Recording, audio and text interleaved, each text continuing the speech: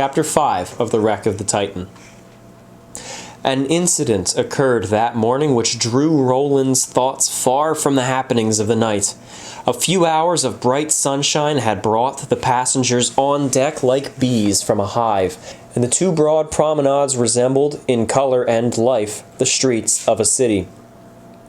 The watch was busy at the inevitable scrubbing, and Roland, with a swab and bucket, that sounds like an upgrade from the sandpaper, was cleaning the white paint on the starboard taffrail, screened from view by the after deck house, which shut off a narrow space at the stern. I'm trying to envision the anatomy of the ship here. If it has an after deck house which shuts off a narrow space at the stern, it sounds very much like the Lusitania. How we have the forward deck house, which was the first class sections, which had the 4 funnels on it, and then there was that after large deck house, which I believe was second class, and then on the very back was a small part of the stern. It sounds a lot like that, but maybe I'm interpreting it wrong. A little girl ran into the enclosure, laughing and screaming, and clung to his legs while she jumped up and down in an overflow of spirits. It's Myra. I bet it's Myra. It's got to be Myra. Who else? There's not a lot of characters in this. "I wand away," she said. "I wand away from Mama." Oh, God. Drying his wet hands on his trousers, Roland lifted the tot and said tenderly, "Well, little one, you must run back to Mama. You're in bad company." The innocent eyes smiled into his own, and then a foolish proceeding which only bachelors are guilty of. He held her above the rail in jesting menace. "Shall I drop you over to the fishes, baby?" he asked, while his features softened to an unwonted smile. The child gave a little scream of fright, and at that instant a young woman appeared around the corner. She sprang towards Roland like a tigress, snatched the child, stared at him for a moment with dilated eyes, and then disappeared, leaving him limp and nerveless, breathing hard. Huge similarity to Titanic right there. That's Rose getting ready to jump off the stern and Jack stopping him. Except not really, because that's not what happens here. And that didn't happen because that was not true. "It is her child," he groaned. That was the mother look. "She's married." Married. He resumed his work, with a face as near the color of the paint he was scrubbing. White. As the tan skin of a sailor may become. So it was Myra, and Myra too. Yep. So this is him putting together that the girl he loves is married, and at one point or another had a child that she named after herself. 10 minutes later, the captain in his office was listening to a complaint from a very excited man and woman. "And you say, Colonel," said the captain, "that this man Roland is an old enemy?" "He is, or was once, a rejected admirer of Mrs. Selfridge. That is all I know of him, except that he has hinted at revenge. My wife is certain of what she saw, and I think the man should be confined." "Why, Captain," said the woman vehemently, as she hugged her child, "you should have seen him. He was just about to drop Myra over as I seized her. And he had such a frightful leer on his face, too. Oh, it was hideous. I should not sleep another wink on this ship, I know." They're so overdramatic. He was just, trying to throw her off. He was just like Mustafa-ing her off the stern of the ship. Mustafa? Mustafa. Simba. Mufasa.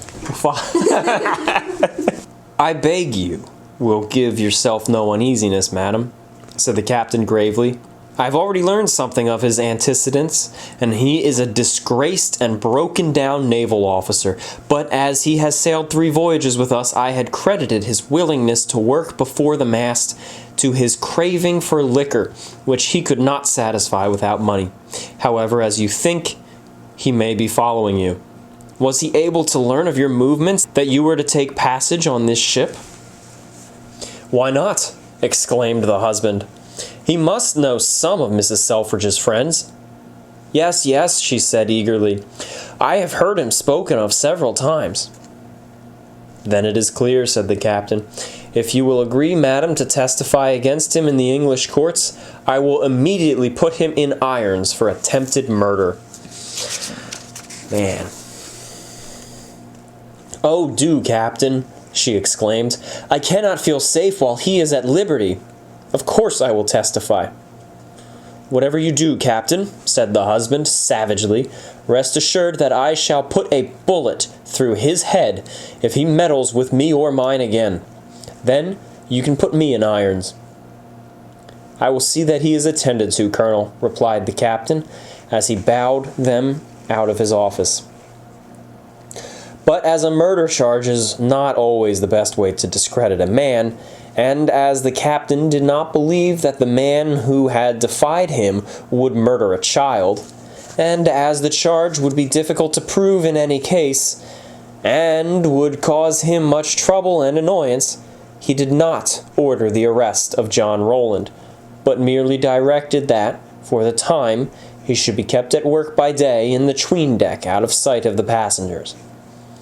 Roland, surprised at his sudden transfer from the disagreeable scrubbing to a soldier's job of painting life buoys in the warm 'tween-deck, was shrewd enough to know that he was being closely watched by the boatswain that morning, but not shrewd enough to affect any symptoms of intoxication or drugging, which might have satisfied his anxious superiors and brought him more whiskey. As a result of his brighter eyes and steadier voice, due to the curative sea air, when he turned out for the first dog watch on deck at 4 o'clock, the captain and boatswain had held an interview in the chart room, in which the former said, "Do not be alarmed. It is not poison. He is halfway into the horrors now, and this will merely bring them on. He will see snakes, ghosts, goblins, shipwrecks, fires, and all sorts of things. It works in 2 or 3 hours. Just drop it into his drinking pot while the port forecastle is empty."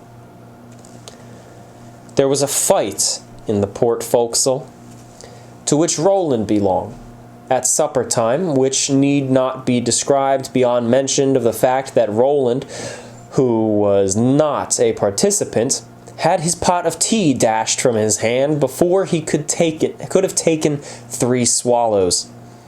He procured a fresh supply and finished his supper, then, taking no part in his watchmate's open discussion of the fight and guarded discussion of collisions, rolled into his bunk and smoked until 8 bells, when he turned out with the rest. End of chapter 5. So, this is becoming a mess. This is one messy situation. So we've got Roland, who everything is just against him. Everyone and everything, it seems. We've got the captain against him. The boatswain's against him. We have Mr. and Mrs. Selfridge. Was that their name? Selfridge. Against him. Everyone is against him. He can't even drink his tea in peace. Oh, wait, no. He did, after getting a second one. In any case, this is one tough voyage for Roland. My heart goes out to him.